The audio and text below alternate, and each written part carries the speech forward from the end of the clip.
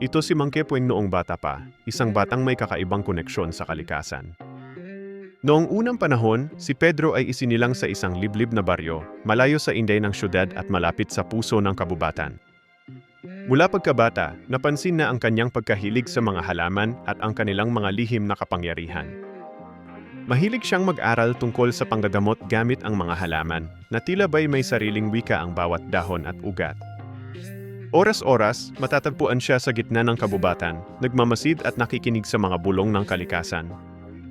Sa kanyang mga kamay, ang isang simpleng halaman ay nagdidinsusi sa paggaling at pag-asa. Ang kanyang kaalaman ay lumalalim sa bawat araw, habang patuloy niyang ginagalugad ang mga hiwaga ng kabubatan. Ang mga halaman ay naging kanyang mga guro at ang kabubatan ang kanyang silid-aralan. Si Pedro, ang batang manggagamot, ay handa nang gamitin ang kanyang natutunan para sa kapakanan ng kanyang komunidad. At ganoon nagsimula ang kwento ni Mang Kepweng, ang tagapagligtas na ipinanganak mula sa puso ng kalikasan.